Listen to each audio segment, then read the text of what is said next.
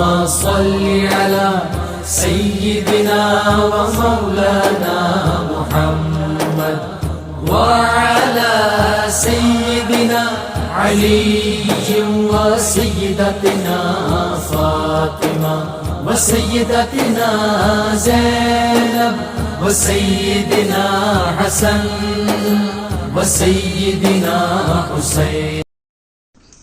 اعوذ باللہ من الشیطان الرجیم. بسم اللہ الرحمن الرحیم. الحمد للہ رب العالمین والصلاة والسلام علی اشرف الانبیاء والمرسلین واہل بیتہ الطیبین الطاہرین المعصومین. اما بعد. سورہ مبارکہ نساء آیت نمبر 81 سے 87، 81 سے 87 تک ارشاد ہوتا ہے وَيَقُولُونَ طَاعَةٌ، کہ وہ زبان سے فرما برداری کی بات کرتے ہیں، یعنی ظاہر ایسے کرتے ہیں کہ جیسے وہ اطاعت گزار ہیں. فَإِذَا بَرَزُوا مِنْ عِنْدِكَ، اور جب آپ کے پاس سے باہر نکلتے ہیں، بَيَّتَ طَائِفٌ مِّنْهُمْ غَيْرَ الَّذِي تَقُولُ، تو جو انہوں نے کہا تھا اس کی خلاف ورزی کرتے ہوئے اس کے خلاف باتیں اپنے دل میں چھپا کر رکھتے ہیں. ایک سازشی ان کا انداز ہوتا ہے، اپروچ ہوتی ہے، یعنی جو وہ بات کہہ رہے ہوتے تھے سامنے اس کی مخالفت ان کے دل میں ہوتی تھی. ایک گروہ ایسا تھا. واللہ یکتب ما یبیتون، اور اللہ اس کو لکھتا ہے جو یہ چھپاتے ہیں، یعنی جو یہ سازش کرتے ہیں اس کو پروردگار عالم تحریر کر رہا ہے. ان کی یہ سازشیں خدا سے مخفی نہیں ہیں. فَأَعْرِضْ عَنْهُمْ، تو آپ ان پر توجہ نہ دیں. وَتَوَكَّلْ عَلَى اللَّهِ، اور اللہ پر بھروسہ کریں. وَكَفَى بِاللَّهِ وَكِيلًا، اور یقیناً اللہ مددگار ہے اور مدد کے لیے بہت کافی ہے. اب یہاں پر پھر ان منافقین کا یہ ذکر ہو رہا ہے. ظاہر ہے کہ یہ افراد اگر دل سے مسلمان ہوتے تو دل میں وہ باتیں کیوں چھپا کر رکھتے اور اپنے ظاہری اطاعت کے اظہار کی خلاف ورزی باہر وہ کیوں کرتے. یہ منافقین ہی کے حوالے سے پروردگار عالم کی گفتگو ہے. اور ایک مرتبہ پھر اس سے یہ سمجھ میں آتا ہے کہ ہر وہ شخص جو پیغمبر اکرم کے پاس موجود تھا اسے سرٹیفائی نہیں کیا جا سکتا کہ وہ پیغمبر اکرم سے مخلص بھی تھا. جو اگلی آیت ہے اس کے اندر ارشاد ہوتا ہے کہ افلا یتدبرون القرآن، کہ کیا یہ لوگ قرآن پر غور نہیں کرتے. غور کیوں نہیں کرتے؟ وَلَوْ كَانَ مِنْ عِنْدِ غَيْرِ اللَّهِ لَوَجَدُوا فِيهِ اخْتِلَافًا كَثِيرًا، اگر یہ اللہ کے علاوہ کسی اور کی طرف سے ہوتا تو یہ اس میں کثیر اختلاف پاتے. یہ قرآن مجید کے معجزہ ہونے کے اعتبار سے پروردگار عالم کی طرف سے نازل ہونے کے حوالے سے ایک دلیل ہے جو یہاں پر دی جا رہی ہے.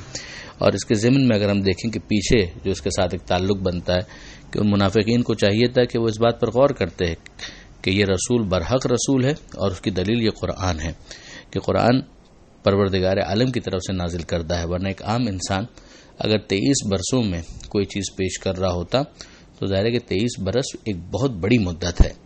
اگر 23 برسوں کے اندر کوئی چیز پیش کی جائے تو رجحانات بدلتے ہیں، انسان کے سوچنے کا انداز بدلتا ہے، وہ بہت ساری چیزوں کو ری وزٹ کرتا ہے اور اس کی رائے میں تبدیلی آتی ہے. مگر 23 برسوں میں اتنے متنوع یعنی اتنے مختلف ڈائمینشنز کے ساتھ مختلف موضوعات پر گفتگو کرنا کہ جہاں پر توحید پر بھی گفتگو ہے، قیامت پر بھی گفتگو ہے، نبوت بھی ڈسکس ہو رہی ہے، امامت پر بھی بات ہو رہی ہے، عدل پر بھی بات ہو رہی ہے، احکام پر بھی گفتگو ہو رہی ہے، اخلاقیات کو بھی ڈسکس کیا جا رہا ہے، ماں سبق کے انبیاء کی بھی باتیں ہو رہی ہیں، اور پھر اس کے بعد ہمیں اس میں کوئی اختلاف نظر نہ آئے، وہی ایک انداز ہو اور فصاحت و بلاغت کو مینٹین رکھتے ہوئے، تو یہ خود اس بات کی دلیل ہے کہ یہ کسی انسان کا کام نہیں ہے بلکہ یہ پروردگار عالم کی طرف سے نازل کردہ کلام ہے کہ جس کے اندر یہ کنسسٹنسی مینٹین کی گئی ہے. اگلی آیت میں پروردگار عالم یہ ارشاد فرماتا ہے کہ وَإِذَا جَاءَهُمْ أَمْرٌ مِنَ الْأَمْنِ أَوِ الْخَوْفِ، کہ جب ان کے پاس کوئی خبر آتی ہے امن و امان کی یا خوف اور اندیشے کی تو اذاعوا بہ، تو وہ اسے مشہور کر دیتے ہیں، یعنی بغیر اس بات کی تحقیق کیے ہوئے کہ یہ خبر درست ہے خبر غلط ہے. ایک تو یہی پہلو ہے کہ وہ اسے آگے نشر کر دیتے ہیں، اور دوسری بات یہ ہے کہ خبر اگر صحیح بھی ہو تو اس خبر کے پھیلنے کے نتیجے میں اس کا امپیکٹ کیا ہو سکتا ہے. اگر اس خبر کو پروپیگیٹ کر دیا گیا تو معاشرے کے اندر کیا اس کی سگنیفیکنس ہوگی، لوگ اس کو کیسے پرسیو کریں گے، اور اس کے نتیجے میں خدا نہ کرے کوئی بے چینی تو پیدا نہیں ہو جائے گی. تو کیا ضروری تھا؟ ضروری یہ تھا کہ اس خبر کو پہنچا دیا جاتا رسول تک اور اولی الامر تک. تو رسول اور اولی الامر کیا کرتے؟ وہ اس سے استنباط کر لیتے، یعنی اس کے نتائج پر غور و فکر کر لیتے، اس کی تہ تک پہنچ جاتے. یہ بھی دیکھ لیتے کہ اس خبر کے اندر سچائی کتنی ہے، حقیقت کتنی ہے. دوسرا وہ یہ بھی دیکھ لیتے کہ اس خبر کے بفرض سچ ہونے کے کیا اسے معاشرے کے اندر پھیلانا مناسب ہے یا اس وقت اسے ہولڈ کرنا چاہیے. یہ سارے فیصلے کون کرے گا؟ رسول کریں گے اور اولی الامر کریں گے. اب یہاں پر جو رسول اور اولی الامر کا لفظ استعمال ہوا ہے، ہم پہلے اس سے آشنا ہو چکے کہ پروردگار عالم نے یہ کہا تھا کہ اطاعت کرو اللہ کی، اطاعت کرو رسول کی اور اولی الامر کی. تو یہاں پر پھر ایک مرتبہ متوجہ کیا جا رہا ہے.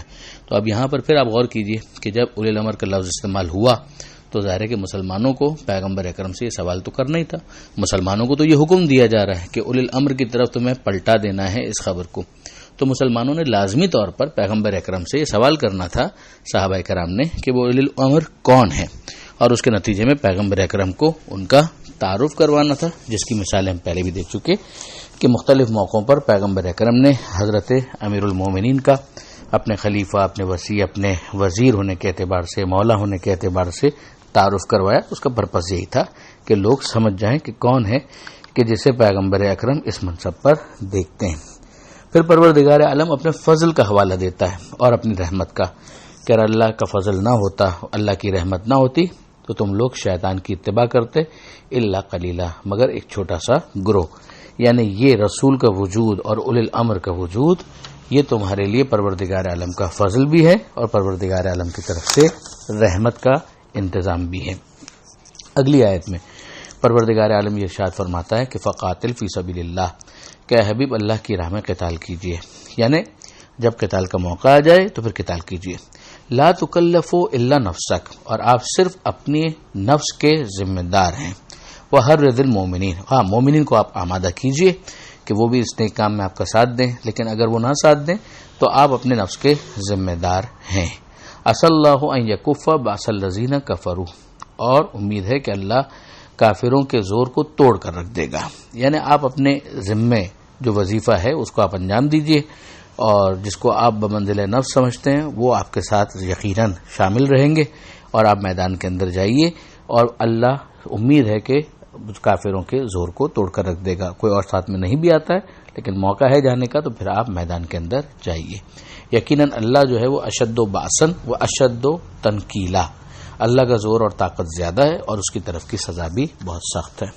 اس کے بعد جو اگلی آیت ہے اس میں پروردگار عالم نے ایک اصول بیان کیا ہے جو قتال کے ساتھ بھی ایک ریلیونس رکھتا ہے کہ من یشفع شفاعۃ حسنہ، کہ اگر کوئی اچھی سفارش کرے گا اسے اس میں سے حصہ ملے گا. یکن لہ نصیب منہا، یعنی کسی مناسب جگہ پر اگر کوئی صحیح ریکمنڈیشن کوئی کر رہا ہے، کوئی اچھی بات اگر کر رہا ہے، کسی اچھے کام کو پروموٹ کر رہا ہے، یا کسی شخص کو کسی جگہ پر سیٹل کرنے کے لیے اس اہلیت کے مطابق جو اس میں موجود ہے وہ دوسروں کے سامنے اس کو انٹروڈیوس کر رہا ہے، ریکمنڈ کر رہا ہے، تو ظاہر ہے کہ وہ کام تو وہ کرے گا مگر اس کو بھی اس اچھائی کے اندر کچھ نہ کچھ حصہ ملے گا. یہیں سے ہمیں سمجھ میں آتا ہے کہ اگر کسی اچھی چیز کی سفارش ہو تو اس میں کوئی حرج نہیں ہے. جس چیز میں حرج ہے وہ یہ ہے کہ اگر کوئی نااہل ہے تو نااہل ہونے کے باوجود اس کی جھوٹی سفارش کر دی جائے، یا کام برا ہے اور اس برے کام کے برے ہونے کے باوجود اس کو اچھے کام کے طور پر لوگوں کے درمیان پروموٹ کیا جائے. اسی طرح سے پروردگار عالم نے بالکل جو اس کے بالمقابل دوسرا جو انداز ہو سکتا ہے اس کو بھی سمجھا دیا کہ اگر کسی برے کام کی کسی نے سفارش کی، ریکمنڈ کیا اس کو، تو اس میں سے پھر اس کو بھی حصہ ملے گا.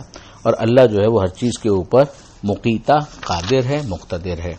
اگلی آیت جو ہے اس کے اندر پھر ایک جو معاشرتی جو انداز ہونا چاہیے اس کو سکھایا جا رہا ہے کہ وَإِذَا حُيِّيتُمْ، جب تمہیں سلام کیا جائے، فَحَيُّوا بِأَحْسَنَ مِنْهَا، تو اس سے بہتر طریقے پر تم سلام کا جواب دیا کرو، او ردوها، یا پھر اسی کو پلٹا دو.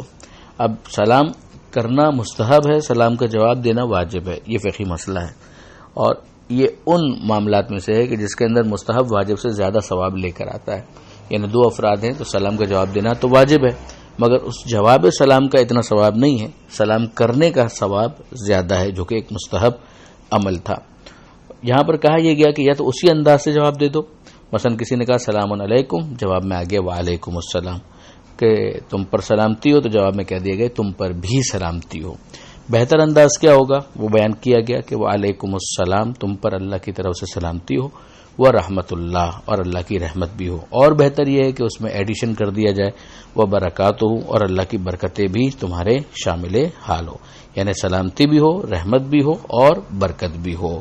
تو اس کو بہت اچھا مانا گیا ہے، اور اسے تاکید کی گئی ہے کہ انسان سلام کو نظر انداز نہ کرے۔